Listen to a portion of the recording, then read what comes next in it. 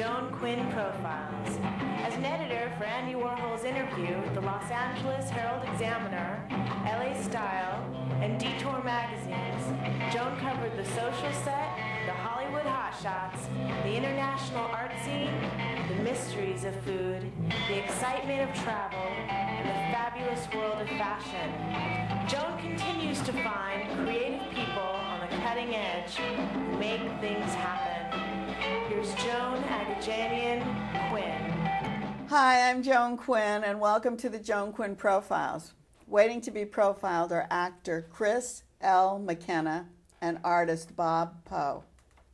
Actor Chris McKenna was born and raised in New York City. He attended Professional Children's Studio and went on to Hofstra University. You've seen him on TV, in film, and on major stages in Los Angeles, the Pasadena Playhouse, Laguna Playhouse, and the Geffen Playhouse, as well as smaller theaters like the Odyssey, where he starred in The Receptionist. Mm-hmm. Yes. I can't ask you if you always wanted to act, because I know going to children's professional school. Yeah, I know. I kind of give it away there, don't I? It gives it away. And you started at 7? At the ripe old age of 7 years old. How did you know you wanted to act? You know, I wish I had an answer to that question. I've asked myself every day since. But no, when I was 7, they put a flyer around in my school advertising for auditions for Snow White and the Seven Dwarfs at the local community theater. And I brought it to my mom. I said I wanted to audition. You mean this was regular elementary school? It wasn't professional school? This was not yet? professional, no. It was just a normal, gosh. it was a Catholic school in Connecticut. My family had just moved to Connecticut. Of course, McKenna, Catholic, well, yeah, Connecticut. I know. It comes with the territory. And then, so I auditioned, and I was cast as Dopey. Typecasting. Doop, doop, doop, doop. And so that... Were you a cute little Dopey? I was adorable. Come on. And so, I can't believe it. So at 7, that really, you did it yourself? I did. I mean, I did. It wasn't like my parents. It wasn't the genesis of my parents. I brought it to them. They were supportive. They brought me. I auditioned. I loved it. We did the show. I had a great time. And then I just started doing community theater all the time. I had such a passion for it at such a young age. And by the time I was 11 years old, I had enough good reviews and everything that people were saying, go to New York. You should, become professional. And so my mom researched it to see what does one do in a situation like that if they have a kid who apparently is talented. And she brought me to New York, and soon I had booked a role on One Life to Live on the daytime soap. And that was a big award-winning show, right? Yeah, well, I mean, it still is. It's it's been running for 50 years, and I was on it for 3.5 years, and yeah, there were awards and Soap Opera Digest awards and stuff. I know. And, what was your role? I was Joey Buchanan. I was the mayor's son. You were a brat? At times, depends on the season. You know how these soaps go. Whatever works for the storyline. For the first year, I got arrested. I stole a car, and then I became a goody two shoes. Just depends on what they needed. Had you been to college yet? I hadn't yet. No, I was just 12 to 16. I was a kid. Is that when you were at One Life to Live? One Life to Live. I was 12 to 16 years old. Oh, I going didn't through puberty realize on that. national TV. Oh, so you were the perfect little kid, brat, I was going to say, yeah, or whatever I guess you wanted so. to be. I was going through some very awkward stages. Had my first real life kiss on TV. It was a strange time to be on 12 to 16. So were you living in Connecticut and coming back and I forth? was living in Connecticut. Then during the summers, I'd live in New York with my roommates Ryan Philippi. And, is that right? Yeah. He was on the was show he doing the same thing? He was. He was on the soap with me. We played best friends. We had the first homosexual storyline on. He played my gay best friend on the show. It was the first homosexual storyline. So you were growing up.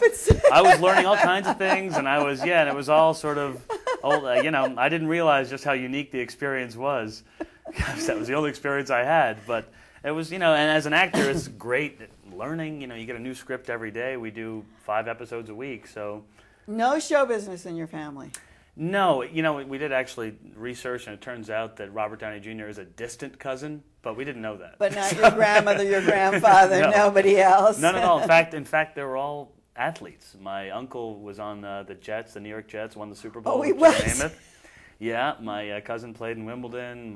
Both my dad and uncle were Well, this is kind of athletic, isn't it? It can be. It depends on the show. But yeah, you know, I came out, and I'm a big guy. Yeah. I'm 6'3", and I'm an athlete, and they thought, oh, here's a power forward or a quarterback. But no, I wanted to. Right to the stage. I just wanted to create. Yeah. That's great. Do you ride at all? I do. I don't have any respect for any artist or actor in this business who doesn't want to dabble in some of the other something. aspects. So you write. Sure, writing, directing. Yeah, I've done some short films, trying to get involved in working behind the camera as well. You know, we talk about short films, but there's like short film festivals, and there's a lot of short films being made all the time. Why are they being made? Well, it's a great outlet, first of all, to start to get your feet wet creating films. If you're going to get a creative. But also, production-wise, many writers and directors use them as a vehicle to get funding for larger films. That's right.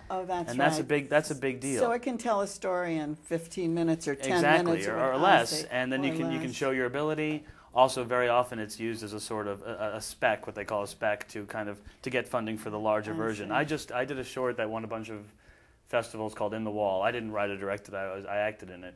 But that director, based on the strength of that short film, has gotten offers to do other films since. And I didn't realize, because I think with the short film festival, I'm going like, why do people want to go see short film, short films, a bunch of them? But that's right. But in and of itself, it doesn't have a lot of worth. But it's what you've shown yourself as a filmmaker, and you show your ability. Before we talk about The Receptionist, I want to talk about the play you were in, Mauritius, at the Pasadena. How do you say it? Mauritius. Mauritius. at the Pasadena Playhouse. Teresa Rebeck, fantastic playwright. She is wonderful, and that was such a great play. That's one of the, I love doing stage, but it's a shame it's so fleeting. You don't get to revisit it. You don't get to rent it. What was the story? It was a story about stamps. It was amazing, a thriller about stamps. Right. But this young woman, when her mother passes away, inherits a stamp collection that she doesn't realize is extremely valuable, because it has two of these famous stamps, the post office stamps from Mauritius, which is an island off the coast of Madagascar. And I play a sort of con man who tries to romance them out from under her once he realizes what she has and knows she doesn't know how much they're worth. How is it putting her words, Teresa's words, into your own mouth? Well, I mean, her writing. Oh no, it was very difficult, actually. I mean, she's such an intense writer. Yeah, and it's very snappy, and it's she sort of leaves it up to you to interpret what she meant. And we actually had to contact her a few times to say, where are you going with this? We love the writing, and it's so snappy, but we're not sure what you're intending. I know. And so, but it made for a great, which also what's great about her stuff is that every production of it will be very different, because it all depends on the interpretation of the director and the actors. And the director and what the actors do. Yeah. I didn't realize that. You'd be surprised. When you watch it, you don't realize how many choices had to be made to make this scene work the way it is. In Pasadena. Yeah. So if it were on Broadway, it would be different. Or anywhere else. Anywhere else. Yeah, with all the different actors and Jessica Kobzanski, the wonderful director,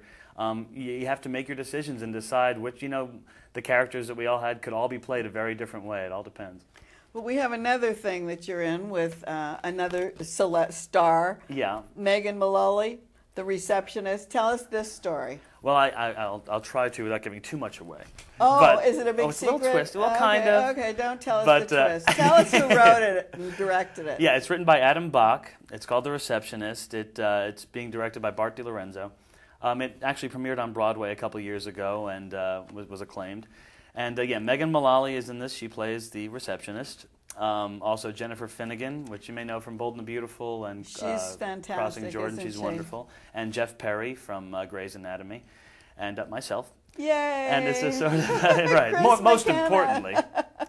But on the stage at the Odyssey Theater, which is fantastic. Right nearby. And it's I had never worked there before, but I've always known about the theater. And it's a great, it's a sort of office comedy, but it sneaks up on you. It's got a little creepy thrills, some creepy undertones. It does? Creepy? Yeah, a little thriller, it kind of sneaks up on you. It's sort of a topical, poisoned Post-it note of a play. And what's your role?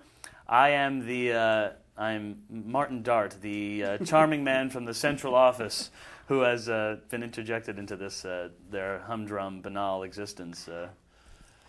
Have you Is there any music involved? No, there's not. It's a very simple sort of a a day in the life play. But when something starts to go, a lot of water cooler talk and lots of love comedy and guys and girls. But then it kind of turns on you and gets a little Twilight Zone-y. Are you musical? I started doing song and dance. That's what I wondered. Did you take a dance class? I did. I took dance classes. I sung. I did over 40 sort of musical productions when I was a kid. During those years when I was getting involved in community theater, I started doing musicals. Then my voice changed. It became a little tougher. But now I'm strictly karaoke. When you do, when you go to audition for films, do you run into the same people? All the time. Oh yeah. Are they're all like people like you, or going to for the same Absolutely. roles? Well, you can tell. Usually, when we go to these, meetings, we have them all over the city. You just follow the guys who look like you to find out where you go. I'm like, hey, where do you? Is it? We must be over here, right? Good luck. There's always. It's a very it's our own fraternity. And we all walk in there together. Are you all competitive? I mean, you read each other, or do you already know your lines, or what do you have to do? Everyone works differently, and everyone has their own thing. I memorize things before you get there? Well, the soap training actually did that. I end up memorizing things without even thinking about it. In fact, to a fault, I have to kind of get it out of my head so that I'm not so rigid in my delivery. Is that right? Yeah, I memorize things way too quickly, all because of that training from 12 to 16, that's getting fantastic. a new script every day. Yeah, it has its benefits, but every actor works differently, and I suppose we're competitive. We all, it's sort of we go in there together, and we all know who knows. Who who's do you go up with? Oh, there's lots of people. For years, it always changes. Lost a lot of roles to Joey Lawrence, Jerry O'Connell. It all depends on. Do you all look alike? Yeah. I mean, at times or another, Jerry O'Connell's about my height. So That's anytime they need that. a 6'2", 6'3", athletic Irish guy, there's a book that they open. Do you still take acting classes? I do. I'm not currently at the moment, but I do. There's always plenty to learn. It all depends on finding the right classes and the right things to do. You always learn more from working, in my experience. But I have taken classes all over the place. I've studied at Beverly Hills Playhouse. I've studied with all sorts of, and studied at college and on both coasts. And so I'll always be involved in classes or in workshops and doing scene study. And I think still the dancing? actors do. Yeah. Well, whenever no one's looking. Absolutely. Well, I'm so glad that we get to see you on the Odyssey stage because it's a smaller stage. And it is. It's very more intimate. Yeah. Especially when you have someone like Megan Mullally there, and it's a nice treat to be able to see someone like that and to see such a great cast in such an intimate space. So thank you very much for coming. Well, thank you. And thanks for watching Chris McKenna, and we'll be right back with photographer Bob Poe. His work is on the set today.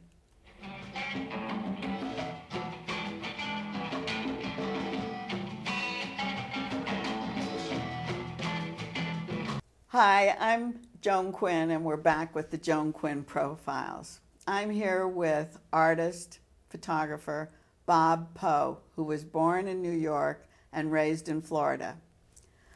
After school, he went immediately into the business world, where for the next 20 years, you were in the broadcast industry. And now you have an interesting new career, I guess. Photographer? As a photographer and an artist. And a gallery owner. And a gallery owner. Yeah, so how did you start in the broadcast career right out of high school? I originally had a television show in high school. Oh, you did? I did. And then I got into the radio business. One of my guests that I had on the air and my television show hired me to be his producer. Wish that would happen to us. And so I stayed in the radio business for 20-some years. And you gave up TV? I gave up television. So what were you doing? Promotions and marketing? Well, I was doing it all. I was the general manager and vice president general manager of a radio station in Florida. I was part of the original management team that started the Orlando Magic NBA team, and I was director of broadcasting. How did you do that?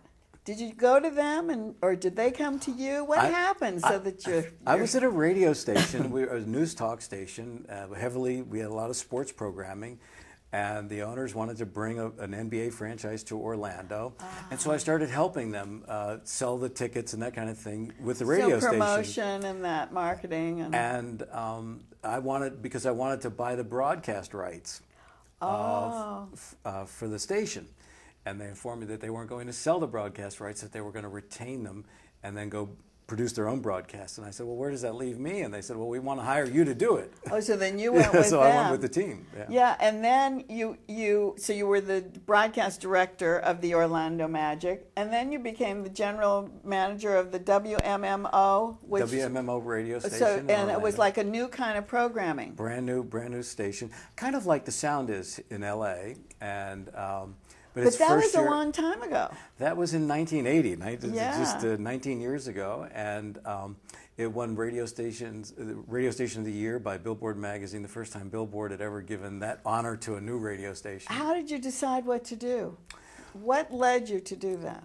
Well, we did a lot of research in the marketplace, and we're very simple. We asked people, what do you like about radio and what do you dislike about radio? And we try to do all the things that people liked and all the things that people don't like. There are a lot of things that people don't like about radio stations. Which are advertising? DJ chatter, a lot of the DJ chatter. They don't like that? No, they really don't. But you know, that's what TV is today, isn't it? Getting all those anchors to chit-chat. Right. I mean, I know a lot of people who don't like it because it's not news anymore. But in radio, people they're there for the music. I see. And they're there for the information, but they're not there to find out what the disc jockey's dog had for dinner. They don't care. No, they don't care. And so we went away from that. We had no contests. We were just like a jukebox. Just music? Just music. Very intensive on the music. All of our DJs really had to be schooled. They had to love music, and it was all about the music. How did you sell the time then? You had certain breaks, obviously. Yes, and we had minimal commercial breaks, but we came out of the box #1, so it wasn't very difficult to sell the advertising. Oh, you came out #1? #1. Because that's what everyone wanted. That's music. what everybody wanted. Amazing. Yeah. So then in 2000, I don't know if this is 20 years later, I guess, after your music and your broadcasting, you were chairman of the Democratic Party in Florida, or had you been chairman for a long time? I was involved in politics for a long, long time, but in 2000, I was asked to become chairman of the Democratic Party in Florida, not knowing what was going to happen in that election. So did TV come back into your life? Were you on TV a lot? I was on TV during that whole election dispute. I was on television. I was doing interviews, from morning to night. I remember one day I started with the Today Show in New York and ended up with the Today Show in London at 2 a.m. Is that so right? It was one of those things. And did you have everything scripted, or were you? Oh no! How was it? No, because you never knew what they were going to ask. I mean, we had our talking points and Right. things that we knew that we were trying to say, but you never knew what question a reporter was going to ask you. So you had to be prepared for it all. So were you prepared? Did they throw you any curves? Oh yeah, all the time, all the time. But I did pretty well. Did you? Did you know how to answer everything? Pretty much. I didn't have to make up too much. Was it contentious? Oh, it was very contentious. It was very contentious. It was a very, very tough period of time because nobody knew what was going to happen. Just say a little bit about what was happening, what happened at the time. Well, you had the election dispute over what happened in Florida and whether Was the Bush-Gore? Was the Bush-Gore, who won that election. We obviously thought one thing, and obviously the Supreme Court of the United States thought another. But in any event, but it was a point in time where the country could have gone into a constitutional crisis. I mean, there was when I had chosen the electors to the Electoral College if Gore had won. And there was a point in time where they had a plane waiting for me to fly to Washington to take our list of electors and to Washington. And if we had done that, that would have put the country in a constitutional crisis, the likes of which it had never seen. So we had a lot of backstage drama that people didn't even know about. We thought we were aware of everything that was going on. Just counting the votes was the big thing, Just counting the votes right? and the chads and the everything else. But Right. there was a lot of things that went on in those 37 days. Did that push you into your photography? No, I was a photographer in high school. Oh, you were? Yeah, but that was only, as a yearbook photographer. And what happened was when the iPhone came out, I just started taking pictures with the iPhone to see what it would do. and it would come up with these unusual images because you have no shutter speed control or there's no aperture control.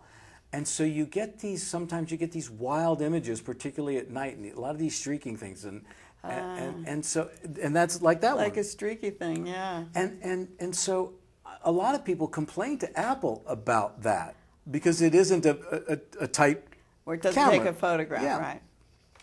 And I looked at it and I thought, you know, there's something artistic about that. And I always thought an artist was somebody who could draw. And I would tell people, you don't want me on your team in Pictionary.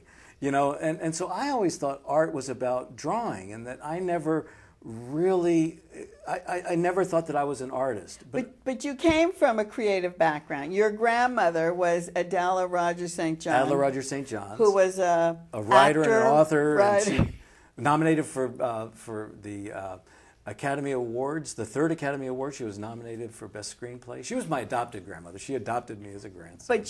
But she gave you some of those creative juices, obviously. Absolutely. I mean, for her to adopt you as a grandson meant that you had to learn something from her too. Yeah. And here it came out so much later. Yeah. Well, because I really had, my creativity was expressed in a lot of different areas, and I never really thought that art was my thing.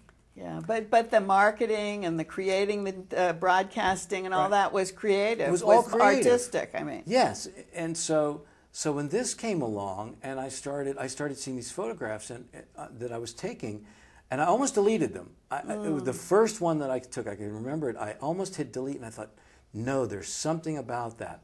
And then the first thing I did was I printed it out on paper. Oh, I was going to ask you what you printed on, because this is on canvas, right? These are on canvas. I first started printing on paper, and I liked what I saw.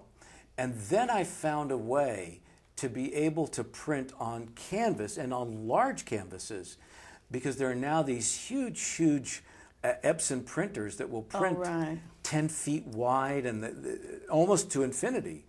The latest work that I just hung out in the gallery, just had it printed, is 5.5 feet by 7.5 feet. Oh, so that's a huge printer. On canvas or paper? On canvas. So you could print the same image on paper too if you find a piece that large. Yes, but I find that the canvas is much richer, and there's a depth warmth to it. and a depth, and there's something about it that is so different. When you see them on paper, they're one thing, but when you put them onto canvas, they're totally different, and they look painted. You sign them. Yes.